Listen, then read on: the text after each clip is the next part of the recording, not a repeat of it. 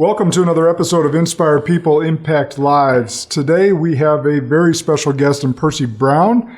Percy is the Director of Equity and Student Achievement for the Middleton Cross Plains Area School District, Senior Outreach Specialist for Wisconsin Center for Education Research at the UW-Madison, and an adjunct instructor for Edgewood College in the School of Education. So needless to say, Percy is a busy man. So we're excited to have him. Percy, welcome to the show. Hey, thanks for having me, Josh. Hey, well, so I'm excited to dive in with you today as we begin. Well, we're actually, almost 2 weeks into Black History Month. We couldn't think of having a better guest with all the work that you're doing in our community. All right. So you're a third-generation civil rights activist. Tell us a little bit about that coming up in childhood and then to where you are today.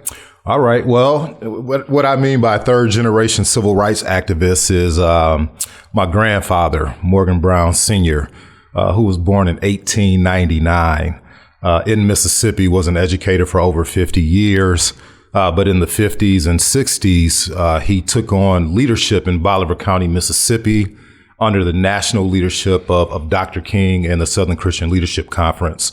So that national agenda that Dr. King was leading, my grandfather actually took leadership in Bolivar County and activated that agenda in that community in Mississippi, which my dad and his 5 brothers and sisters as children, because of my grandfather's leadership, were actively involved in the movement as well and were members of the Mississippi Student Union, which was an offshoot of SNCC, or the Student Nonviolent Coordinating Committee, which was also another organization that was a civil rights leading organization during the 50s and 60s. So in all of that, my parents, or my dad and his siblings and my grandfather, actively participated in marches and protests. They had to deal with death threats from the Ku Klux Klan when my dad was 12 years old. He heard some noise outside one night, and when he walked to the front window and pulled the curtains back, he saw several, white Americans in their KKK garb, and they burned a cross in front of my family's house. And typically that meant that your home would be bombed within 24 hours. And what's interesting about the movement is that all of Black America was not in support of the movement or the desegregation of schools. And because of my grandfather's leadership, the Black school in which he was working, he was fired and was unemployed for a couple of years. So when you think about my grandfather's involvement, and then my father with his 5 brothers and sisters, in which his oldest sister was the first Black to integrate the all-white high school in Rosedale, Mississippi. And then my dad came the following year. Just a couple of examples of their engagement and involvement in the civil rights movement. And here I am, kind of the offshoot of my grandfather and my father. And I was born and raised in Madison, Wisconsin. And what's interesting about being born here is that in 1984, when I was in 5th grade, the Brown decision happened in 1954. And when people think about civil rights activism or issues of racial discrimination, people like to just think it only happened in the South. Right. But it was very much alive in the North, right? In the South, what you had was de jure segregation, which was segregation by law. In the North, you didn't see it in the books like that, but it was called de facto segregation, which was voluntary. So, Madison was racially segregated in its neighborhoods, and they had restrictive covenants where there were certain communities like Nakoma, Shorewood Hills. It was against the law for a Black person to buy a home in that neighborhood. And so in the city of Madison, if you were Black, and even back in the 30s and 40s, if you were Italian or Jewish, you had to live in the Greenbush, which was the south side of Madison. Yep. And that was a community that me and Dom Johnson grew up in. So in 1984, because of the racial segregation in housing patterns, the schools were racially segregated. So in 1984, local civil rights activists filed a complaint with the U.S. Department of Education, filing this claim that our schools are racially segregated. They won the case. And so the Madison School District was mandated to desegregate its schools. And I was in 5th grade, so I was a part of that desegregation effort. And so for me to be in Wisconsin, right, kind of living something similar to what my grandfather and my father experienced was kind of a foundational piece in my life in terms of what really shaped me into who I am today. So that's kind of a snapshot of me being a third generation civil rights activist. But what I can say is that I'm standing on giants. Because what they had to experience was nothing like what I'm doing in terms of leading this work, right? I talked about the cross burning experience, but my dad and his siblings and about 50 other children, when they were in their early teens, because of peaceful protesting, were arrested and jailed in a maximum security prison in Parchman, Mississippi. So imagine being a teenager and being jailed in a maximum security prison for several nights. And what's so crazy about that? They were not fed any food, but then force-fed milk of magnesia. So imagine that, right? And this is not 200 years ago when slavery existed. This is one generation removed from me. And if we, are willing to take a look back, and not the scripted history that we learn in public education, but to look back in history in a way where we look at multiple perspectives, right? Because the experience for white Americans were different than Black Americans, or for women, when it comes to gender discrimination, or what the indigenous population experienced. And the more that we can hear those different narratives and perspectives, I think that strengthens our ability to become America in the way that it was written in the Declaration of Independence in the U.S. Constitution. But that's hard work. The melting pot that it was intended to be. And you're right, how you just ended that. It is real hard work. It is. It's personal, but it's also organizational. And when you blend those two things together and you acknowledge that we want to work to be better and to drive a different culture and climate that is truly embracing diversity, which diversity of thought is so powerful, but also inclusion is the way that any organization needs to go. The phrase that keeps coming to mind that I've been taught through a lot of my experiences and work on this topic is, as a white man, is it's not my fault, but it is my responsibility. Because you're not responsible for the history that has led us up to that wasn't my today. fault. I didn't burn that cross. That's right. But it is my responsibility to help make sure that doesn't happen again. Absolutely. And how can we do that walking side by side? Right. Because the more that we can create those opportunities, that's the way that we can bring about change. So, and I will always say, this issue of racial injustice, or when we look at statistics and we see disproportionality, it's not just work for white America to take on by itself. This has to be an American issue. Black Americans have to do work just as much to try to work through the things that have been put in place that are creating some of the dynamics that we're seeing today. And, just one part of my leadership is I continue to lean on Dr. King. And Dr. King, towards the end of his life, talked about the beloved community. And in that beloved community, Dr. King had this global vision where we could truly live in a society that was grounded in humanitarianism. So there could be a society where racism didn't exist. There could be a society where gender discrimination doesn't exist, or issues of homelessness, poverty. If we embrace this idea of humanitarianism, and he offers 6 steps for us to get there. And I've really used that to guide my leadership in this work. Yeah, that's so good. Before I forget, and we move on because we got some heavy stuff to talk about, you touched on it briefly, and I don't think a lot of people know about redlining. Oh, redlining. Right. So you talked about the segregation of neighborhoods, and it was probably, in between 5 and 10 years ago that I first heard the term redlining.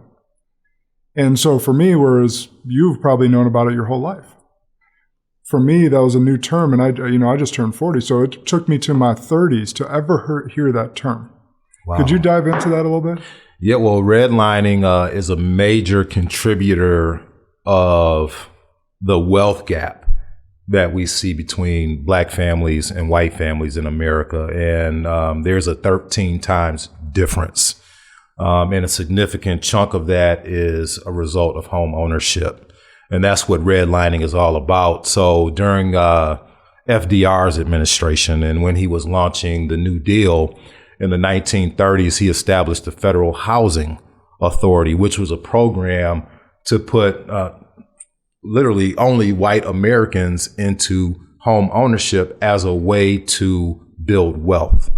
And that was also the creation of what we would call today the middle class. And so the federal government backed billions of dollars in low interest rate home loans for Americans to buy homes in what they were building suburban America, right? So this is kind of like the Middleton and the Wanakees of Dane County, Wisconsin. And in that process, there were federal laws, state laws, and local laws that prohibited Black Americans from participating in this government welfare program that were, creating this opportunity for white Americans to establish wealth by way of home ownership.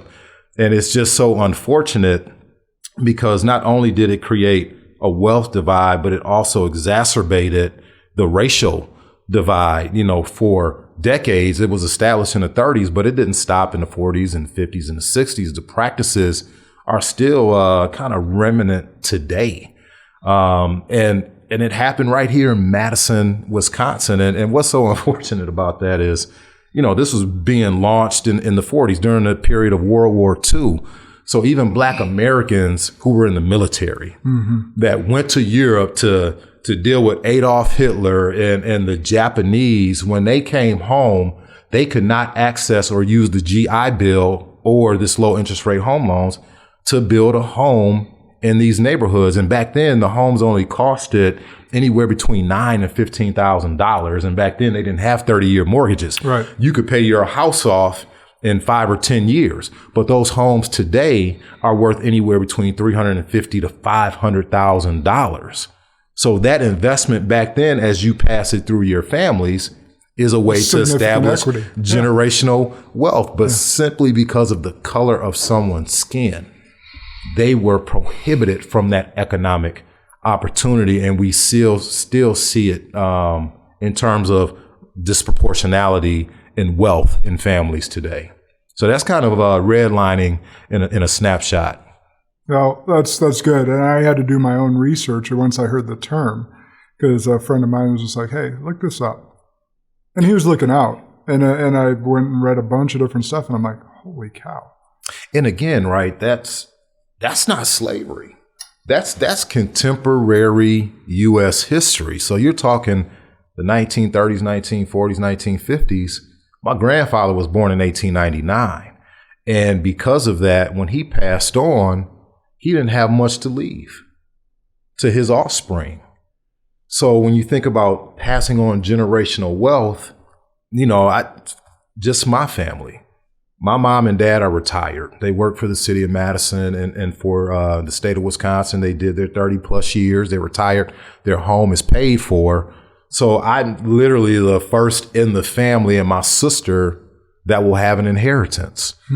But, because of my understanding of these things, I'm proactively working now to make sure that I can enhance what my parents are leaving me for my daughter. And one thing about the Black community, when it comes down to like life insurance and financial planning, there was discrimination that happened even there for Black Americans historically. And I'm so glad Dom reached out to me. And it was actually the article when I saw him being acknowledged as the youngest African American to become a managing director in the 163-year history of Northwestern Mutual, right? And this is my mentee. And I'm like, Dom, congratulations, brother. I see you doing big things with Northwestern Mutual. I'm like, hey, let's sit down and talk. And so, he's really helped me out in terms of my financial planning, not just for my own future towards trying to, hit an early retirement. Even though I have work ethic where even if I retire from public education, I'm going to continue to work, but really getting me to think more about, security as I'm still alive, but what is it that I can leave for my daughter?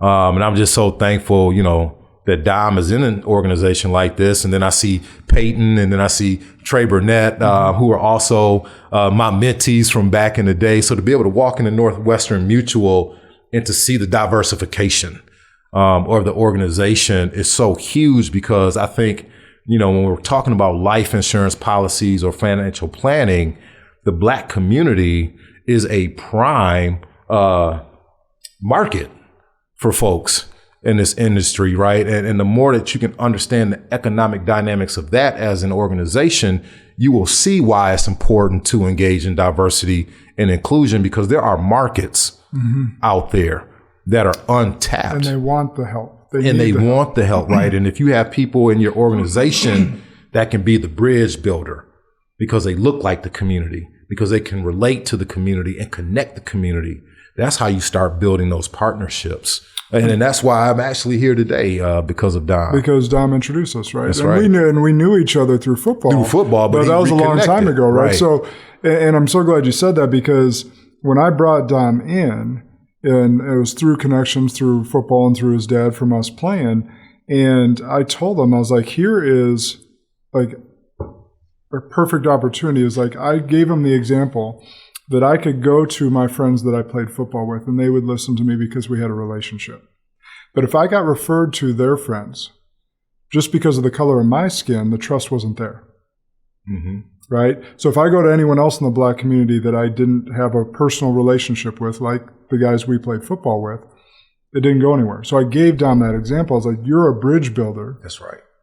And now there's others in the organization that are a bridge builder. That what I wanted, and what I set out as a mission when I took over, was to mirror our community. If we're all just white dudes in this organization, we don't mirror our community, and we can't reach people like Percy Brown. How are you going to widen your net? Right. Exactly. So we need women, we need Hispanic, we need Black American, we need all of it, Asian American, we need all of it to be able to connect, because people, regardless of our efforts, but regardless of our intentions, regardless of our integrity, sometimes just because of the color of our skin or just like trepidation or past experiences, the trust isn't automatically there. And so we have to have those bridge builders that bring it both ways. And, here's the thing from an economic perspective with all of this. 1954, right? I talked about the Brown versus Board of Education decision. What a lot of people don't know about that is, while, desegregation of public facilities and schools was kind of the theme, there was a lot of work being done by the U.S. Department of Commerce that influenced desegregation. It wasn't so much about leveling the playing field with Black and white students in schools.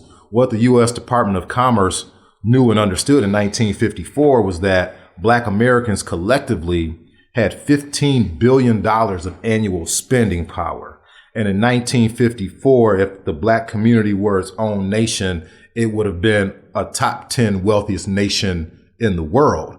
But because of Jim Crow laws, white business owners were not able to tap into that economy, that 15 billion, right?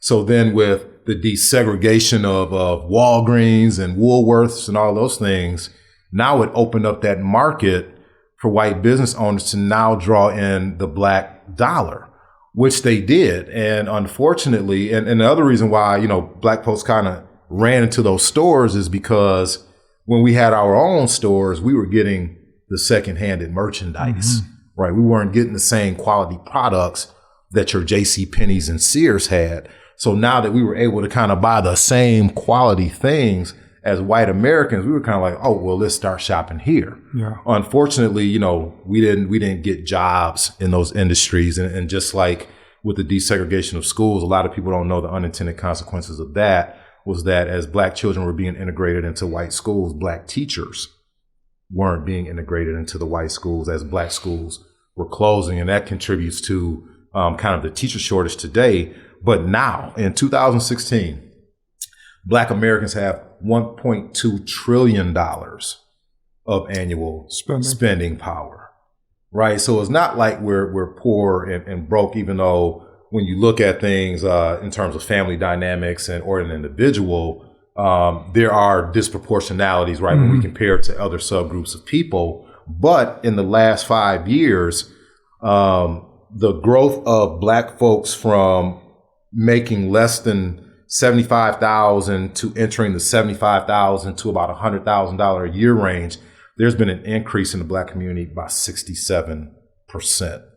So we are making strides, but I know that we're not accessing financial planning, looking at life insurance policies, because I've had loved ones or close people who have passed away, whether by COVID or just, unnatural, or just unforeseen circumstances. And some of those folks had no life insurance. It's interesting policies. you say that. So some of those people that you spoke to, from Don, Trey, and others, some of their mission is to make sure that none of their community has to use GoFundMe.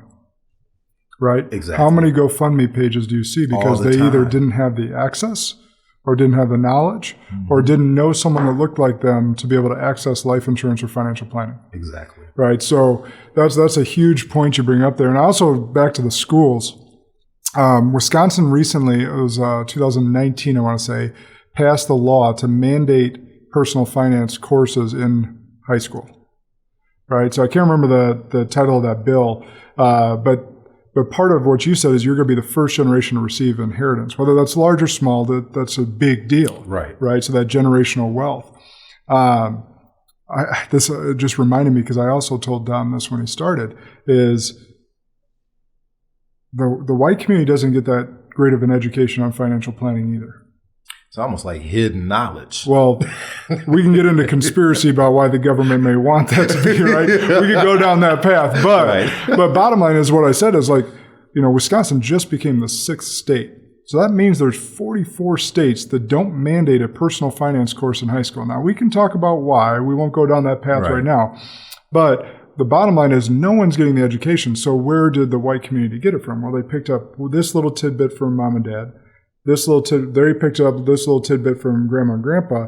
What you're saying is the black community didn't have that privilege because they didn't have the money. They didn't have the access to some of those different things. Didn't have the opportunity. Didn't have the opportunity. Yep. So I was like, now it's the time. Is okay, so the advantage they had was generational, just tidbits. Right. They didn't get it from the public education sector. So I want everyone to get that too, is that no one is getting it from the public education. Don't do it. Man, we don't teach about credit.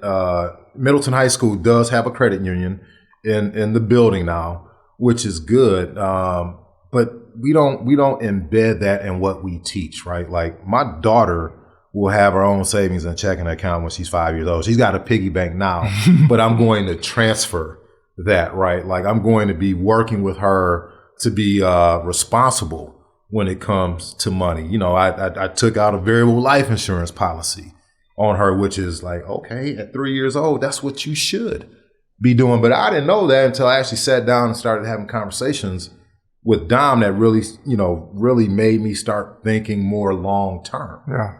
Which is, amazing. But how do we create that learning opportunity for the broader community so that we can get more people on the hook? And I know we're doing workshops and we're trying to create that, but people it's not necessarily everyone's favorite topic. Like we understand there's nothing sexy about planning, right? Most of the time. So it's getting, like, what's been sexy lately has been the Reddit users messing with the stock market. Oh, the GameStop and all. That's been the sexy thing right now, but which has been really fascinating to watch. But I digress. I wanted to get back into last year. I mean, at least the last year has been highly, highly charged, right? Yes. So a real broad question.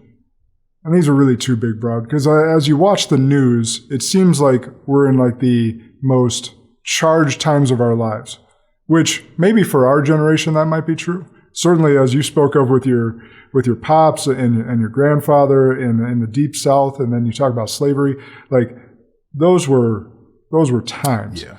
But we seem to be in really, really like high tide times, politically charged. How do you feel we're doing as a society?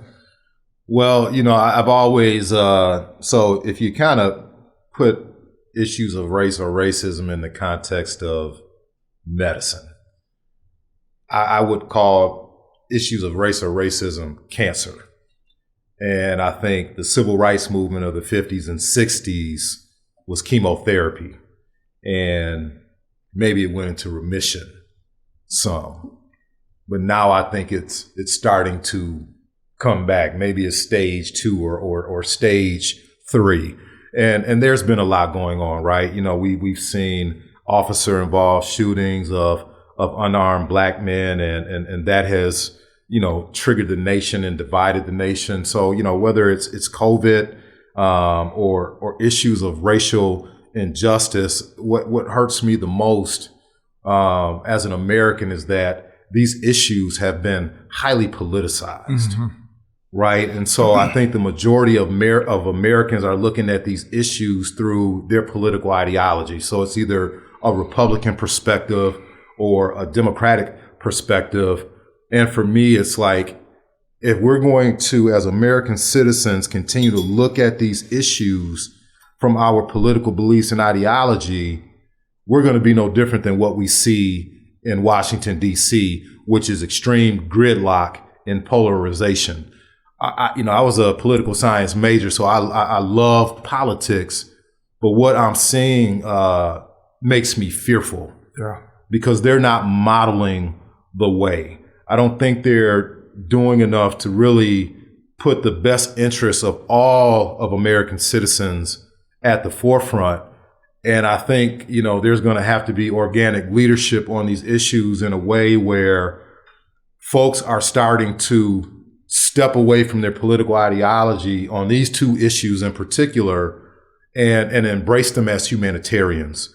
I think that's the only approach that we can take that will set us on a path towards healing, right? And I have my own personal views about this, right? As I see, the issues of unarmed, black men being killed by police officers, that's an issue, right? But I think people don't understand why the black community may be so upset, right? Yeah. And a lot of it has to do with history, because we see no indictments or, there are policies that protect those things, right? Allow police officers to get off, essentially, with a slap on the wrist. Right. And historically, right, when you think about Emmett Till in Mississippi, 13-year-old black boy in Chicago who was falsely accused of cat whistling to a white woman, brutally murdered. Law enforcement arrests the people who did it. They go to court, they're acquitted. Or in Birmingham, Alabama, when the 4 black girls were in the church and got killed when the church was bombed. They knew who did it. They took them to court. No convictions. And so when we know our history and we kind of see these things playing out again, it's like, what has really changed? Oh, here we go again. But then as a black man, I look at Dylan Roof. White guy goes into a black church. He kills 9 black people. He's peacefully apprehended by local law enforcement, and they take him to Burger King on the way to booking him. Or let's consider Kyle Rittenhouse. He crosses state lines. He kills 2 people. He's arrested. He's jailed, but there's a GoFundMe page for him, raises over $2 million. He posts bail. There are pictures of him in bars, underage drinking with people taking selfies as if he's a patriot. So when I see these dynamics, right, I'm like, is there some hypocrisy going on here in terms of how people are perceiving events as they happen? But I'm not going to force my perspective on people because, for me, if we're going to engage in those conversations, I want to be able to create the space where we can enter it with an open mind and what we might believe on that, but in the hope that people can step outside of their own shoes and see it from a different point of view. Yeah. And the more that we can do that, I think that is the way that we can find common ground in order to move forward. But, just those events and seeing what happened January 6th and what may come following that, we're teetering. Yeah.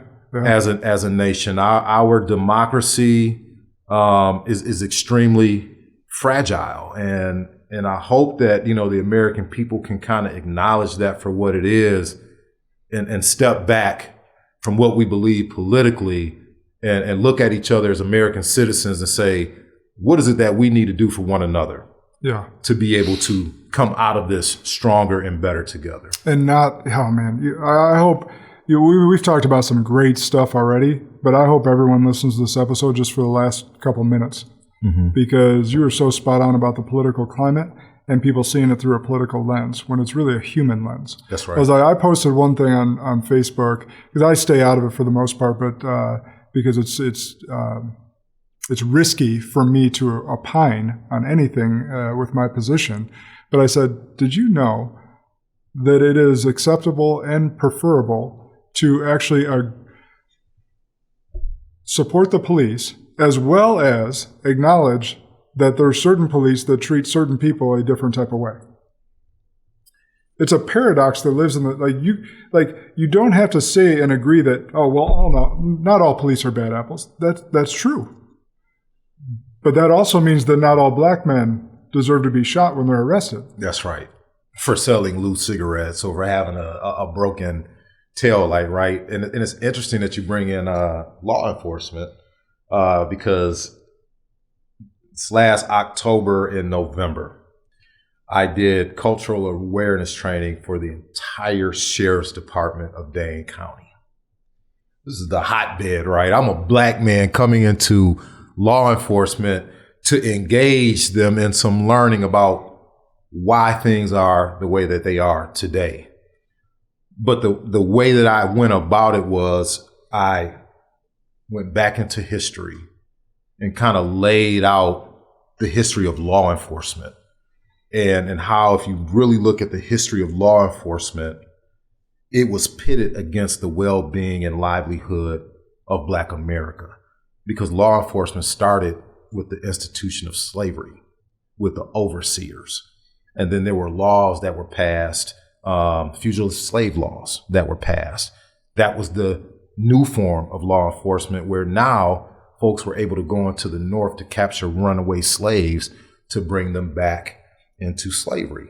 And then during the era of Jim Crow, because of Plessy versus Ferguson, when separate but equal was constitutional, that again created a dynamic where law enforcement was basically moved to police and work against the well-being of the Black community. And what a lot of folks don't know, and to your point, every police officer is not bad. I have friends that are in law enforcement.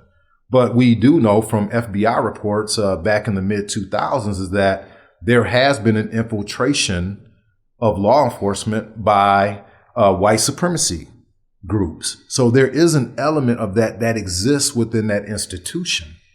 But what is it that the institution can do to root that out and to change policies and procedures to better protect all of America and to ensure that due process happens, right? I think if somebody commits a crime, law enforcement should do all that they can to apprehend them so that they can have due process. Death should not be due process, right? But when I laid that out for folks in the Dane County Sheriff's Department, they walked away from there so appreciative because they didn't know that history. Mm-hmm. And they walked away compelled to want to do something differently, right? To your point, and I lay it out. It's not your fault, the history. But we have to feel compelled to learn the history that we didn't get in public school so that we can better understand our current context. Because without that history, we'll be clueless as to why things are happening today, which then makes it nearly impossible to vision for a different future. Yeah. I just wanted to put that into the space. And we had Chief Cavall on, or former Chief Cavall on the show a few months ago.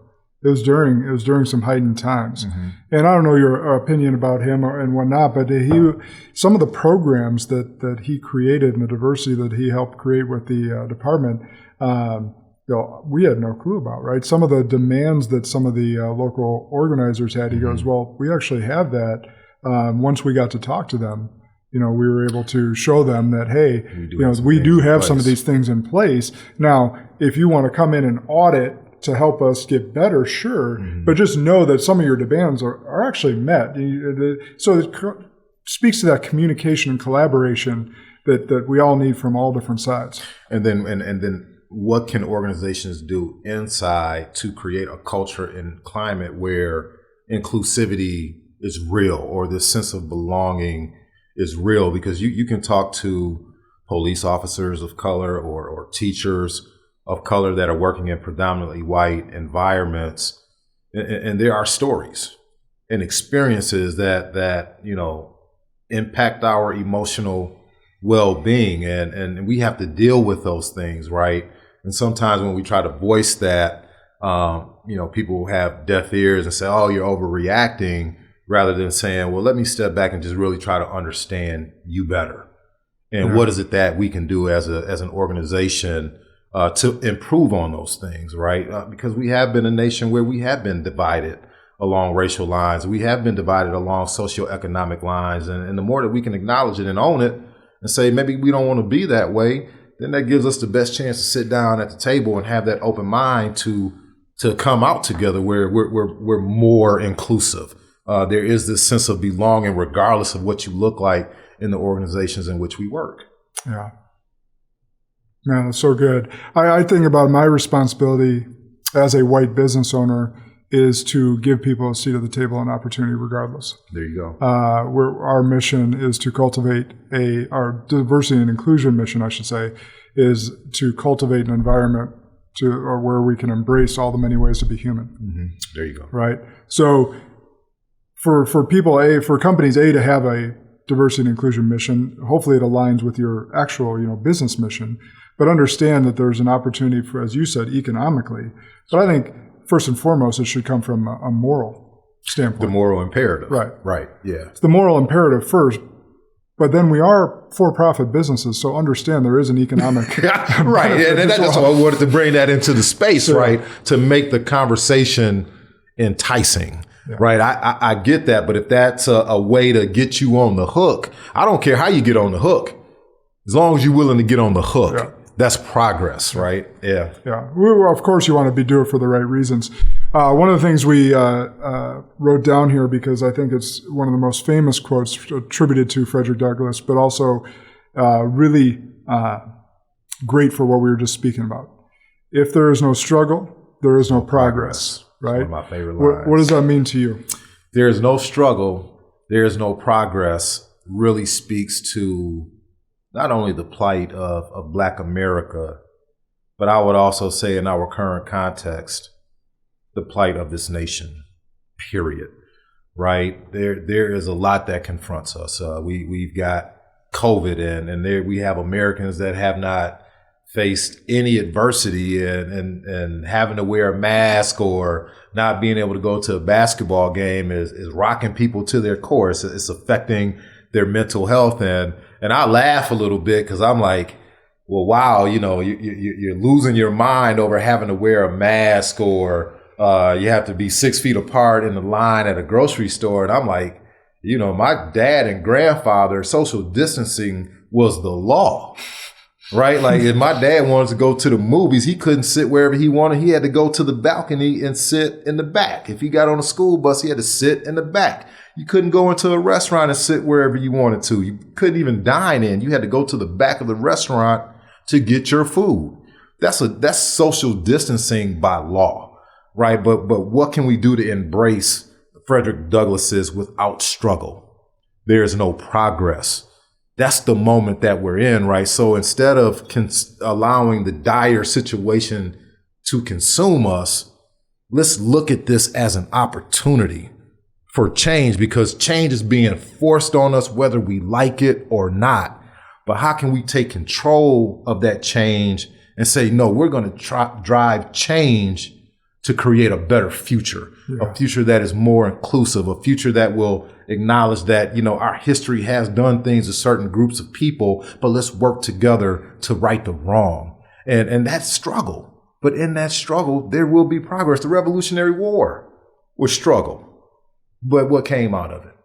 A new nation. The Civil War, it was struggle where brother was fighting brother, uncles fighting cousins, right?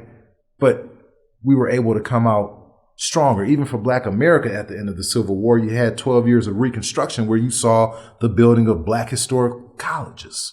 Yeah. You saw your first Black senators and Blacks that were entering the House of Reps during that 12-year period. So progress was being made for all of America. Unfortunately, there was a political decision over the presidential election where Rutherford Hayes was able to beat out Tilden. It was that close. But the compromise was, well, if we give Hayes the presidency, we'll relax on the things that we're doing in the South to uplift the Black community.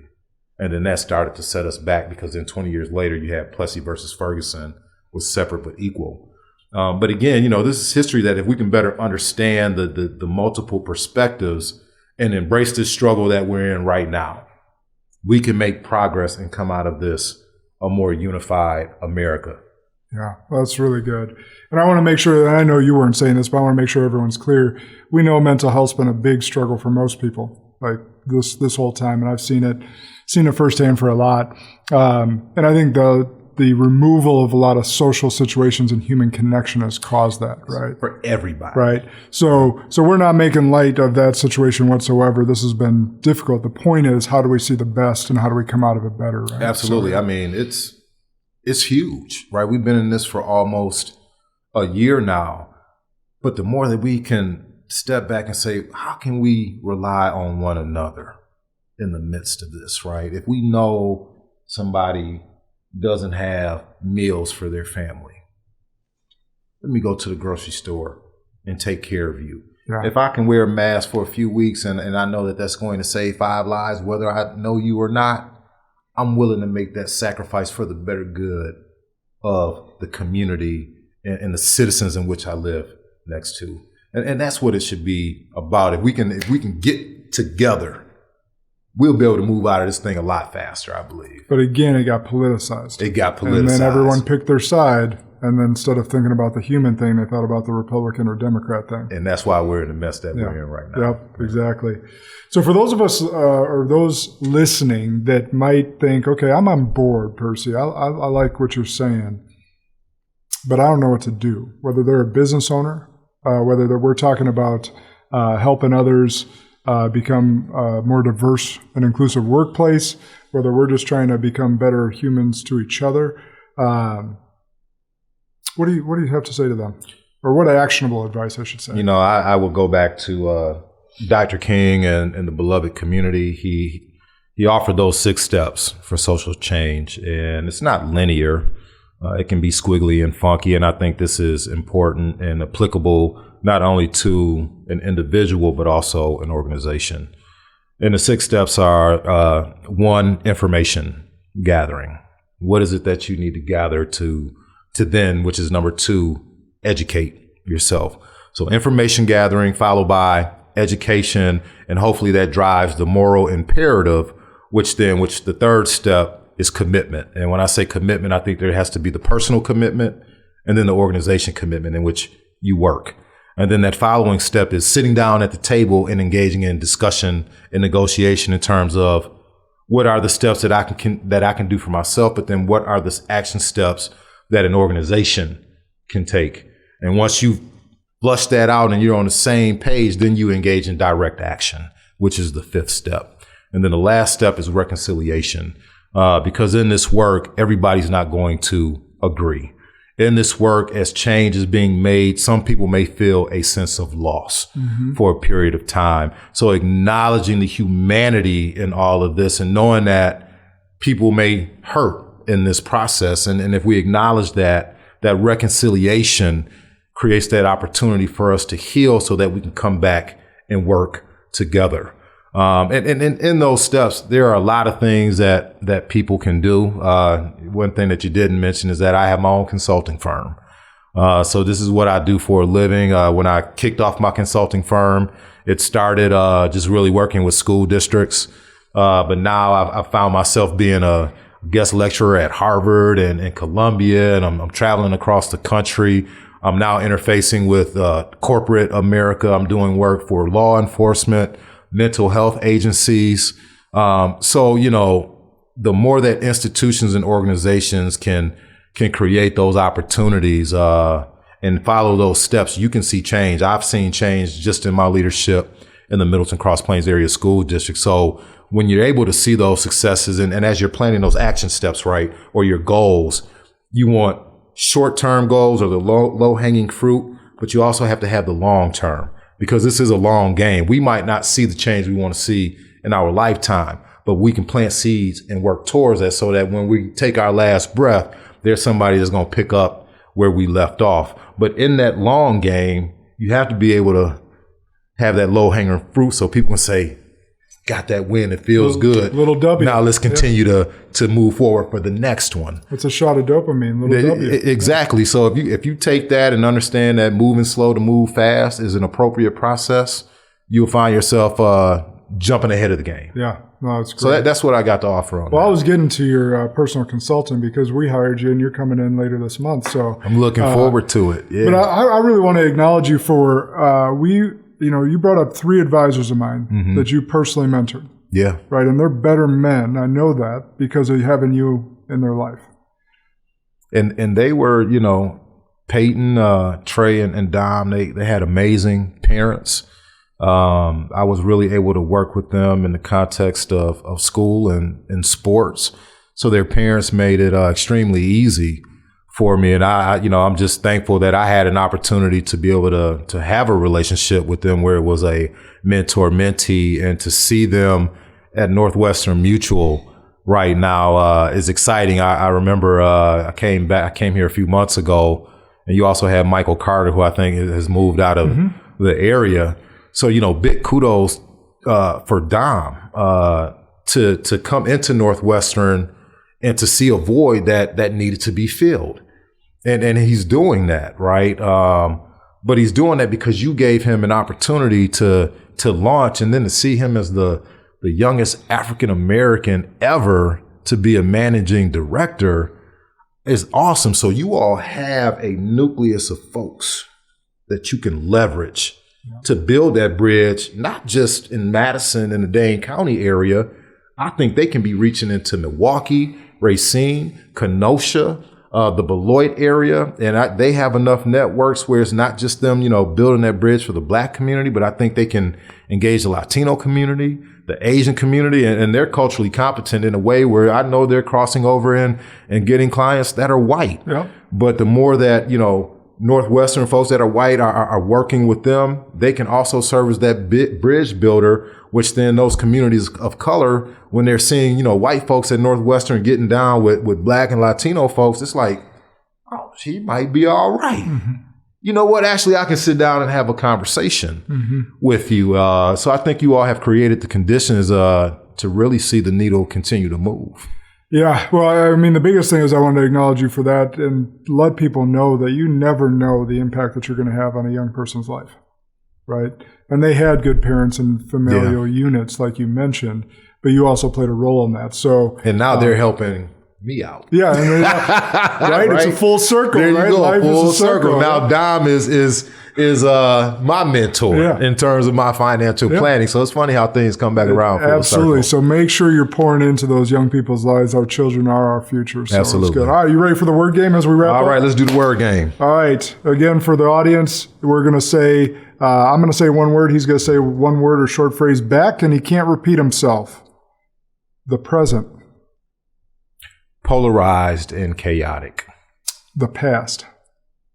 Can inform the future. Strength. Love. Struggle. Progress. Culture. Humanitarianism. Community. One love. One people. Success. Whatever it is that makes an individual tick, shine, and thrive. I like that. Failure. Failure is okay because failure strengthens you. Inspire. My spirituality and the giants, meaning the family that paved the way for me. Let's see that. Impact. My life's work, and I will take that on until I take my last breath. That's awesome, man. I know you will. All right. Great job on the word game. Got through it. And I didn't say anything twice, and you didn't repeat yourself. Good job. All right. Favorite book of all time or most recently read you want to shout out? The most recently read, I actually facilitated a book study for me and my colleague, Randy Briggs, for about 250 people last summer. It's called The White Racial Frame. And it really digs into the historical aspects of institutional and systemic racism. And it's a really powerful book. And my colleague and I will be leading that for the Chamber of Commerce, the Village, the school district, community-based organizations in Wanakee.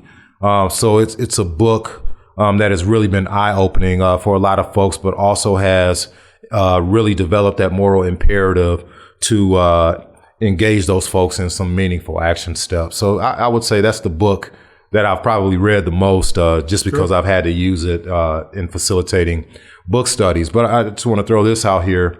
Since it's Black History Month, American Family Dream Bank. So for all the listeners, if you want to learn about Black history that you did not get in your traditional K-12 experience or even in higher education, if you Google American Family Dream Bank, they are sponsoring a 4-week lecture series that I will be leading, which is called the Black Excellence Lecture Series.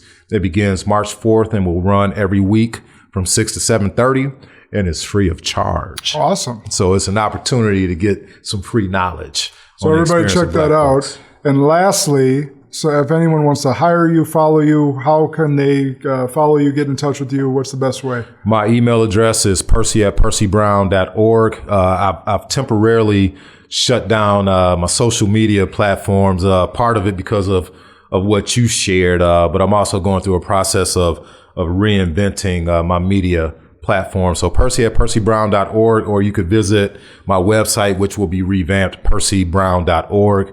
And those are the ways that you can get in touch with me. Perfect. Well, I want to acknowledge you for being awesome today. I learned a lot. I know our audience is going to learn a lot. Again, for being a great mentor to 3 great young men as well. And I know there's probably more that I don't know, but those are 3 advisors in my office, so I do know that. Really appreciate you and really looking forward to our training coming up here in a little bit. Yes. So everybody else out there listening, until next time, inspire and impact.